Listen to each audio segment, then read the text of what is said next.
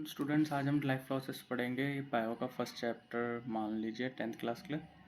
तो life process काफ़ी easy chapter है, क्योंकि ये ऐसी एक्टिविटी, ऐसे प्रोसेस बताएगा जो आपने पहले से ही कर रखे और फील कर रखे, ऑब्जर्व भी कर रखे। तो लाइफ मतलब कोई भी ऐसी चीज़ जो लिविंग हो, जो मूव कर सकती हो अपने विल के अकॉर्डिंग। तो ये डेफिनेशन आप पढ़ लीजिएगा। जनरली लाइफ में दो चीज़ आ जाती है, एक प्लांट्स और एक एनिमल्स। वैसे तो और भी ऑर्गेनिज्म आते हैं, बट प्लांट्स और एनिमल की मेनली डिस्कशन होगा। तो लाइफ प्रोसेस ऐसे प्रोसेस जिसकी वजह से ज़िंदगी है, अगर आप वो नहीं करोगे तो आप ज़िंदा नहीं रहोगे। तो सबसे पहले इसमें एग्जांपल आता है न्यूट्रिशन का। ठीक है, तो न्यूट्रिशन जो है खाना है। खाने से जो हमारी बॉडी की नीड होती है वो पूरी होती है।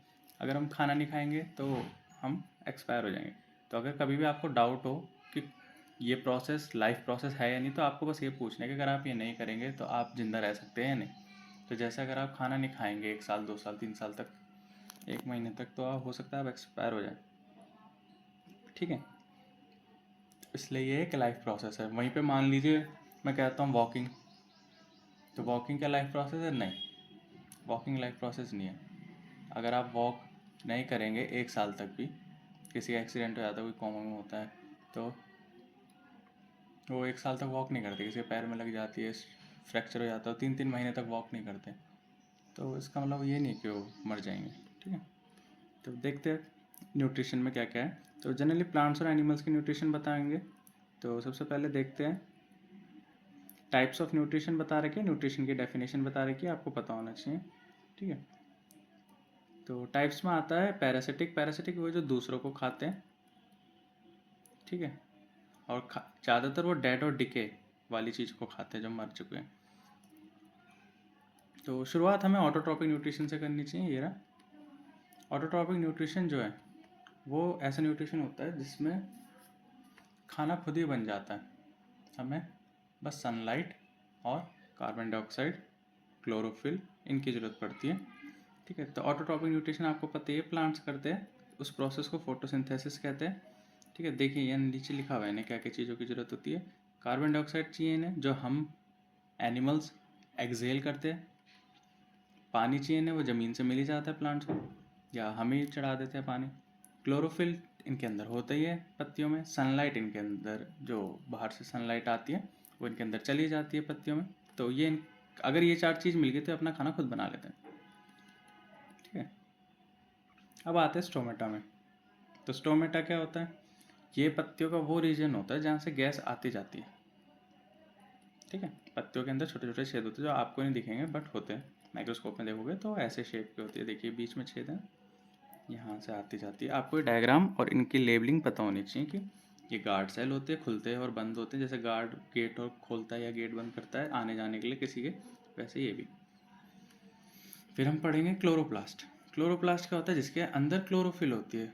ठीक है, क्लोरोफिल ऐसे मान लीजिए जैसे हमारे खाना बनाने के लिए गैस, तेल, छौंके, प्याज, इनकी ज़रूरत होती है, क्लोरोफिल भी यही चीज़ होगी। एक तरीके से केमिकल मान लीजिए। Heterotrophic nutrition. अब आ जाते हैं प्लांट्स को छोड़ के एनिमल्स में। एनिमल्स जो होते हैं वो अपना खाना नहीं बना सकते, वो दूसरों को खाते हैं। जैसे प्लांट्स किसे खाता है? प्लांट्स CO2 को खाता है, वो जिंदा है नहीं। प्लांट्स लाइट को खाता है, लाइट भी जिंदा नहीं है। तो इसलिए वो ऑटोट्रॉपिक हो गया। मतलब प्लांट्स जो है वो किसी को मार के नहीं खाते, किसी जिंदा चीज़ को नहीं खाते और अपना खाना बना लेते हैं। हेटरोट्रॉपिक जो है, चाहे वो वेजिटेरियन हो चाहे वो नॉन वेजिटेरियन हो, वो किसी लिविंग को ही खाते हैं। ठीक है, सबसे पहले आता है होलोजोइक न्यूट्रिशन। ये जो होते हैं ये सॉलिड फूड लेते हैं। ठीक है, जैसे अमीबा हो गया।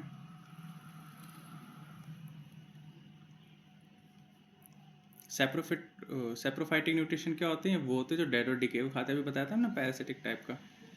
ठीक है, ये नहीं, पैरासिटिक में मत इंक्लूड करिए। सेप्रोफाइट जो होते हैं उनकी डेफिनेशन ये है, जो डेड और डिके को खाते हैं। Example fungi.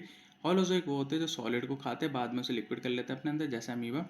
पैरासिटिक वो होते हैं जो किसी और पे चिपक जाते हैं और उसका न्यूट्रिशन खा लेते हैं, जैसे लीच। आपने देखा होगा जब हम नदी में जाते हैं तो काले काले कलर के जोंक चिपक जाते हैं, वो न्यूट्रिशन इन अमीबा। अब अमीबा का बहुत इंपॉर्टेंट है 2 3 टर्म, जैसे स्यूडोपोडिया। स्यूडोपोडिया क्या होता है? उसके झूठे हाथ।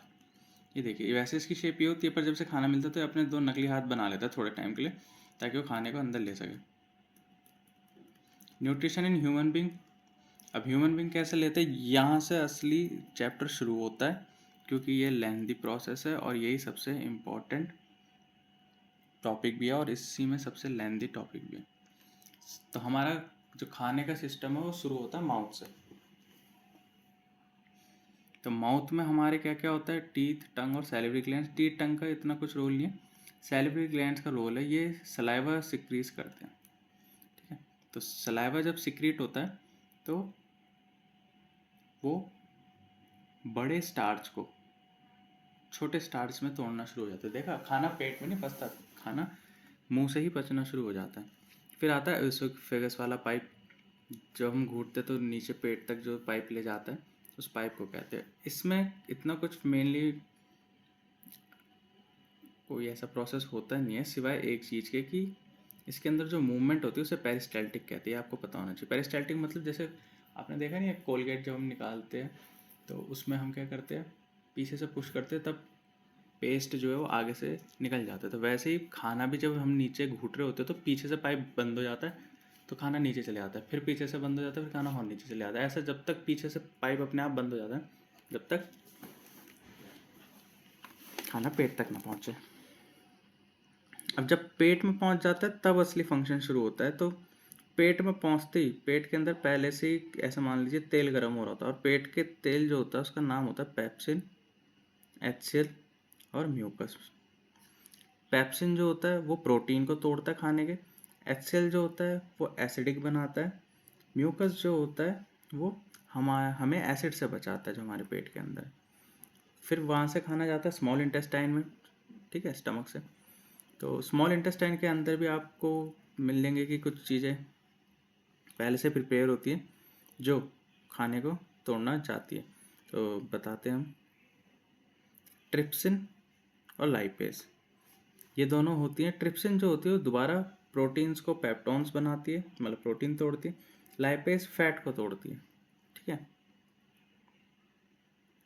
और स्मॉल इंटेस्टाइन के अंदर ये बहुत ज़रूरी है, विल्ली। जो विल्ली होते हैं वो ऐसे हमारी जैसे उंगलियां होती है वैसे स्ट्रक्चर होते हैं, ठीक है। और ये खाने से न्यूट्रिशन निकाल के अपने पास रख लेते हैं और आगे ट्रांसफ़र कर देते हैं। आखिरी में आता है लार्ज इंटेस्टाइन। लार्ज इंटेस्टाइन में भी जरा सा न्यूट्रिशन कुछ और पानी कुछ बचा होता है तो उसे अब्जॉर्व कर लेते हैं। फिर वो पूरा का पूरा खाना डाइजेस्ट हो चुका है, और जो नहीं हुआ डाइजेस्ट वो वेस्ट है, वो आप सुबह फ्रेश में जब हम होते हैं फ्रेश तो वो निकल जाता है एनस के थ्रू। ये देखिए डायग्राम बहुत ज़रूरी है, आप पूरा पढ़ लीजिए। डायग्राम से आप बायो को समझ सकते हैं। देखिए कैसे, माउथ में सलाइवा रिलीज होता है, वहाँ से खाना ब्रेक डाउन होना शुरू होता है। एसोफेगस में स्पिंक्टर, पेरिस्टाल्सिस, ये मूवमेंट मैंने आपको बताई थी, पेरिस्टाल्टिक मूवमेंट याद रखना। फिर अब स्टमक में जाता है। स्टमक में आपको मैंने बोला था 3 जूस याद रखना है, HCl, म्यूकस, ठीक है। देन मैंने बोला था स्मॉल इंटेस्टाइन। तो स्मॉल इंटेस्टाइन में जो दो थे, ट्रिप्सिन और लाइपेज, वो याद रखने आते हैं आपको। देन लार्ज इंटेस्टाइन, उसमें जो एब्जॉर्ब होते बचा कुचा पानी और न्यूट्रिशन, वो याद रखना था। देन एनस से बाहर। देखिए डायग्राम से सारी चीज़ याद होगी। अब ये भी पता होना चाहिए लीवर क्या रिलीज़ करता है, बाइल जूस। पेनक्रियाट क्या रिलीज़ करता है, पेनक्रियाटिक जूस। तो ये सब आपको पता होना चाहिए। नेक्स्ट प्रोसेस आता है रेस्पिरेशन।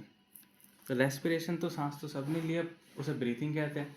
तो ब्रीथिंग और रेस्पिरेशन में क्या फ़र्क है, सांस लेना और छोड़ना ब्रीथिंग होता है, सांस लेके उसे खाने तक पहुंचाना ऑक्सीजन को, फिर खाना तोड़ना, फिर उस खाने से CO2 कलेक्ट करके नाक से रिलीज़ करना। तो ब्रीथिंग में केवल ऑक्सीजन और CO2 आता है, पर रेस्पिरेशन में ऑक्सीजन, फिर खाने का डाइजेस्ट होना, फिर CO2 आता है। तो आया समझ में आपको। तो रेस्पिरेशन दो तरीके की होती है, एक एरोबिक एक एनारोबिक। एरोबिक जिसे ऑक्सीजन चाहिए होता है, एनारोबिक जिसे ऑक्सीजन नहीं चाहिए होता। तो दोनों के एग्जांपल याद रख सकते हैं आप। एरोबिक में हम हो गए, हमें ऑक्सीजन चाहिए खाना पचाने के लिए, ऑक्सीजन नहीं लेंगे तो खाना नहीं पचेगा। देन एनारोबिक में कौन होते हैं, इसमें एंजाइम्स होते हैं जो आपने देखा भी होगा, अल्कोहल बनाते हैं। तो आप क्या करिए, फ्रूट्स ले लीजिए, ग्रेप ये, और उसे बिल्कुल बंद कर दीजिए कि हवा जाए ना, और उसके अंदर एंजाइम या ईस्ट ये सब डाल दीजिए, अपने आप अल्कोहल बन जाएगा, खाना पचा लेंगे। उन्हें नहीं चाहिए होता ऑक्सीजन। ह्यूमन रेस्पिरेटरी सिस्टम, तो ह्यूमन रेस्पिरेटरी सिस्टम का डायग्राम देखिए ऐसे ही समझना आपको, जैसे बनाया बड़े अच्छे नोट से, ठीक है। तो ऐसे ही आपको समझना है कि सबसे पहले नाक से शुरू होता है। नाक से आपने क्या करा, ऑक्सीजन ले लिया, वहाँ से कहाँ गया, फेरिंग्स, लैरिंग्स, स्ट्रेचा होते हैं, मतलब ये आपका गर्दन वाला पार्ट हो गया, ठीक है, जहाँ से आप बोलते हैं। फिर ब्रोंकाई, लंग्स, आपको पता ही है जब हम सांस लेते हैं तो लंग्स में जाती है, वहाँ से कहाँ जाता है, ब्रोंक्यूल्स में, ब्रोंक्यूल से कहाँ जाता है, एल्वियोलाई में, सब लंग्स में होता है। देन वहाँ से ब्लड में चले जाता है, और खाना ब्लड में ही तो होता है, ठीक है। मैकेनिज्म ऑफ ब्रीथिंग,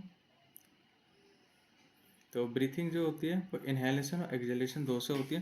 तो इनहेलेशन में क्या होता है, हम सांस लेते हैं, ठीक है। एक्सहेलेशन में क्या होता है, हम सांस छोड़ते हैं।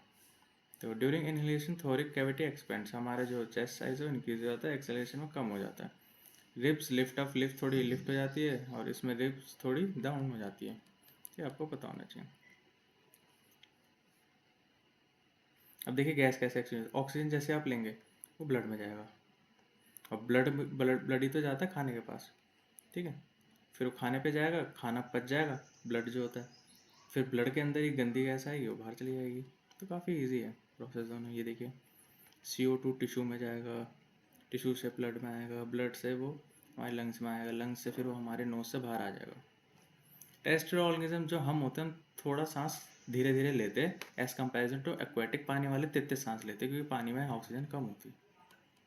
रेस्पिरेशन इन प्लांट्स, प्लांट्स कैसे सांस लेते हैं अभी तो बताया था आपको, ऊपर जो ऊपर स्टोमेटा दिखा था आपको, जो छेद होते हैं जो आंखों से नहीं दिखते, ठीक है, बट माइक्रोस्कोप और इनकी मदद से आप देख सकते हैं पत्तियों में छोटे छोटे छेद, जैसे हमारे छेद है नाक में, वैसे ही पत्तियों की भी नाक होती है, ऐसे मान लीजिए, और वहाँ से वो अपना CO2 ले लेती है।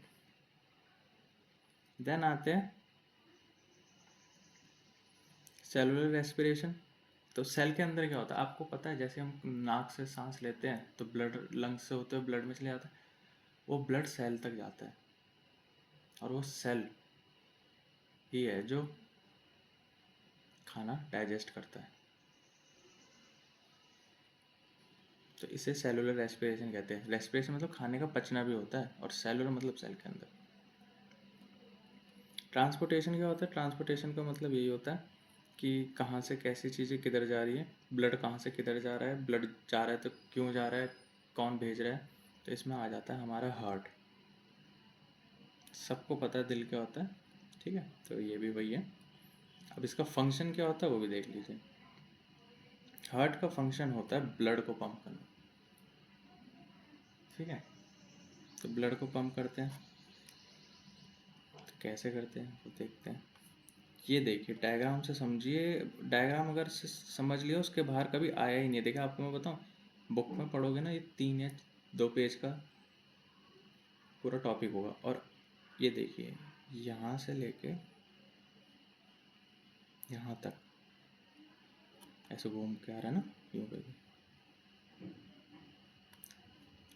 एक या 2 लाइन में समझ में आ जाएगा आपको कैसे आएगा। देखिए हमारे सेल में जब खाना पच जाता है ना, तो खून के अंदर CO2 आ जाता है। CO2 वाले खून को गंदा खून कहते हैं, क्योंकि अगर वो हमारे, गंदा क्यों कहते हैं, क्योंकि अगर वो हमारी बॉडी में रहता तो हम मर जाएंगे।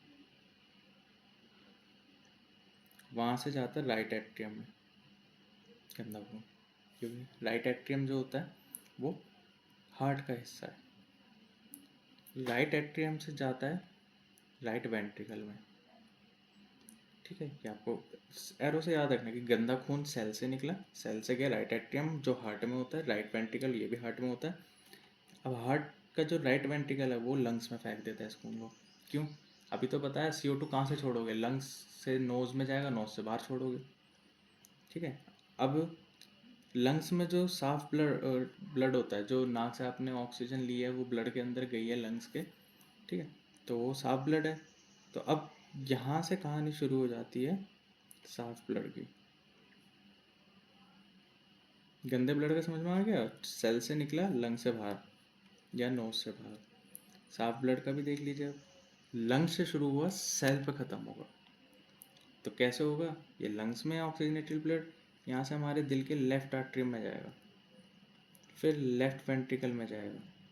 लेफ्ट वेंट्रिकल इसे इतनी तेज प्रेशर से फेंकेगा कि पूरे बॉडी पार्ट में चले जाएगा ऑर्टा की हेल्प से। Heart, it is a muscular organ located near chest, तो आपको पता है चेस्ट में होता है, ठीक है, डबल सर्कुलेशन करता है।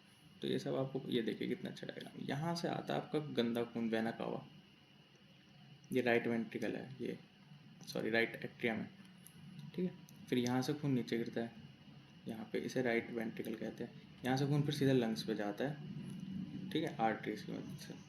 फिर लंग्स से वापस आता है पल्मोनरी वेन्स की मदद से, जिसे लेफ्ट आर्ट्रियम भी कहते हैं और लेफ्ट वेंट्रिकल भी कहते हैं। फिर यहाँ से तो तेज की प्रेशर से ऑर्टा से बाहर निकल जाता है।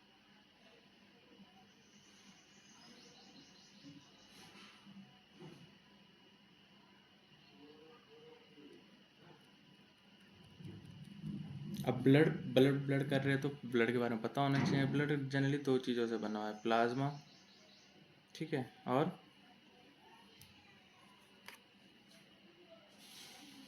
ब्लड कॉर्पिसल्स। ब्लड कॉर्पिसल्स के अंदर प्लाज्मा लिक्विड होता है और ब्लड कॉर्पिसल सॉलिड होता है। तो ब्लड दो चीज़ों से बना, लिक्विड और सॉलिड। सॉलिड के अंदर आरबीसी, प्लेटलेट्स और डब्ल्यूबीसी, तीन चीज़ें आ जाती हैं, ठीक है। तो सबसे पहले आरबीसी पढ़ते क्या होता है। आरबीसी जो होता है उसके अंदर हीमोग्लोबिन होता है, वही है जो ऑक्सीजन को पकड़ के रखता है कि चल भाई तुझे पूरे सेल तक छोड़ना है। प्लेटलेट्स होती है, ये ब्लड क्लॉटिंग, अगर आपको चोट कहीं लग जाए तो जो काली पपड़ी जमती है उसी को कहते हैं, वो प्लेटलेट्स की वजह से होती है। डब्ल्यूबीसी आपको सुना है, इम्यून सिस्टम आपका स्ट्रांग हो, डब्ल्यूबीसी की मदद से होते हैं, जम्स को लड़ने के लिए यूज़ होता है। फिर प्लाज्मा आता है। प्लाज्मा आपको पता होगा कि लिक्विड पोर्शन है, फ्लो करने में मदद करता है। देन लिम्फ आता है। लिम्फ थोड़ा येलो फ्लूइड कलर का होता है। ये करता है अगर हमारे शरीर में कहीं खाली जगह, कोई ऐसी जगह है जो खाली नहीं होनी चाहिए, वहाँ पे जा जाके थोड़ा जमा हो जाता है, ठीक है, और ये जम्स वम्स को मारने में, इन सब चीज़ों में हेल्प करता है। ब्लड वेसल्स क्या होते हैं, आर्टरीज और वेन्स, ठीक है। तो जो ब्लड की नसें होती हैं जहाँ से ब्लड जाएगा, वो आर्टरीज और वेन्स होती है। आर्टरीज का काम साफ ब्लड का होता है, वेन्स का काम गंदा ब्लड का होता है। थोड़ा पता भी होना चाहिए इनके बारे में कि कौन सी थिक होती है, कौन सी थिन होती है। वेन्स थोड़ी पतली होती है और आर्टरीज काफ़ी मोटी होती है। अब हम प्लांट्स में पढ़ेंगे। हमारे में तो हमने पढ़ लिया कि हमारा तो दिल है, वो करता है भाई ट्रांसपोर्ट का काम, लॉजिस्टिक का काम उसका है। लॉजिस्टिक मतलब होता है ट्रांसपोर्टेशन, ठीक है। अब प्लांट्स में तो दिल होता नहीं है, तो वो कैसे करेंगे। पर प्लांट्स में उनकी नसें होती हैं। प्लांट्स की नसों को कहते हैं जाइलम और फ्लोएम, ठीक है। तो प्लांट्स कैसे करता है ट्रांसपोर्ट, जाइलम और फ्लोएम की मदद से। जाइलम करता है आपका वाटर और मिनरल ट्रांसपोर्ट, जो रूट से जाएगा ऊपर शूट तक, और फ्लोएम करता है खाना ट्रांसपोर्ट, जो शूट से आएगा नीचे रूट तक, ठीक है। देन आखिरी है और बहुत इंपॉर्टेंट है, एक्सक्रीशन इन ह्यूमन। अब हमने खाना बना लिया, खून भी से सारी जगह पहुंचा दिया खाने को। अब जो वेस्ट मटेरियल है सॉलिड का, वो तो हम सुबह फ्रेश हो जाते हैं एनस से, पर जो हम लिक्विड अपना वेस्ट रिलीज करते हैं पीनस से, वो कैसे बनता है उसका भी क्या है, डायग्राम से समझ लेते पूरा, कोई प्रॉब्लम नहीं है। जो हमारा लिक्विड वेस्ट है वो किडनी में जाता है, किडनी उसमें से अच्छी चीज़ें निकाल लेती है, ठीक है, और गंदी चीज़ें जो है वो यूरेथ्रा में फिल कर लेती है, यूरिनरी ब्लैडर में फिल कर देती है। और जब ये यूरिनरी ब्लैडर फिल हो जाता है, अपनी लिमिट से ज़्यादा हो जाता है, तो यूरेथ्रा से बाहर आ जाता है। सिंपल प्रोसेस है इनका भी, ऐसी कोई प्रॉब्लम नहीं है, ठीक है। तो चलिए, तब भी इन्होंने बता रखा है डिटेल में, तो हम पढ़ लेते हैं कि हमारे जो लिक्विड वेस्ट सिस्टम है, मैनेजमेंट है, उसमें किडनी आती है, ब्लैडर आता है, यूरेटर आता है, यूरेथ्रा आता है। तो सबका फंक्शन भी दे रखा होगा। आर्टरी लाती है हमारा खून, जिसके अंदर, ठीक है, वेस्ट होते हैं किडनी तक, तो याद रखना आर्टरी लाती है। अब किडनी उसे फिल्टर करती है, साफ सुफ कर देती है। तो अब दो चीज़ होगी, एक साफ खून और एक गंदी चीज़, जिसे हम यूरिन भी कहते हैं। तो वो यूरिन जाएगा हमारा गंदी वाली जगह में, जो गंदी चीज़ होती है डस्टबिन में जाती है, जो साफ़ चीज़ होती है वो या तो हम खा लेते हैं, या फ्रिज में जाती है, या रख देते हैं कहीं। जो साफ़ चीज़ है वो हमारी चली जाएगी नर्व्स में। तो जो गंदी चीज़ थी, यूरिन थी, वो तो हमारी चलेगी यूरिनरी ब्लैडर में, वहाँ से बाहर चली जाती है। अब किडनी में ऐसा क्या है कि वो साफ़ कर देता है। तो जनरली आपने देखा होगा, जब हम चाय बनाते हैं तो चाय छन्नी होती है ना, जिससे साफ़ हो जाती है चाय, अब पीने लायक हो जाती है। वैसे ही किडनी में भी नेफ्रॉन होते हैं, छन्नी मान लीजिए, देखिए फिल्ट्रेट, तो ये फिल्टर करने में हेल्प कर देती है। जिसका एक ख़राब हो जाता है, फिर उसको रेगुलरली हेमोडायलिसिस करवाना पड़ता है, उसकी आर्टिफिशियल किडनी या फिर उसका अलग प्रोसेस से उसका साफ़ होता है। ये इतना इंपॉर्टेंट है नहीं, इतना आएगा नहीं। अब हमने ये तो पढ़ लिया हम ऐसे रिलीज़ करते हैं। प्लांट कैसे रिलीज़ करता है अपना वेस्ट? प्लांट का तो आसान है। प्लांट क्या करता है, अपने शरीर के बाहर ही, अपने स्किन के बाहर ही कर देता है वेस्ट। उसके लिए सारा जो उसकी बॉडी है वही उसका वेस्ट डिस्पोजल सिस्टम है, ठीक है। तो हमारे में जैसे क्या होता है, एक ही जगह है जहाँ से हमारा सॉलिड वेस्ट निकलेगा जो है एनएस, और एक ही जगह है जहाँ से हमारा लिक्विड वेस्ट निकलेगा जैसे पीनस। तो प्लांट्स का क्या है, प्लांट्स का पसीने की तरह है, ठीक है। जैसे हमारा पसीना हर जगह से आता है ना, वैसे ही प्लांट्स में वेस्ट हर जगह से बाहर चले जाता है। तो इतना ही है इस चैप्टर में। बाकी कुछ डाउट्स है तो कमेंट में पूछ लीजिए, नहीं तो क्लास में आपके हो ही जाएंगे। Thank you.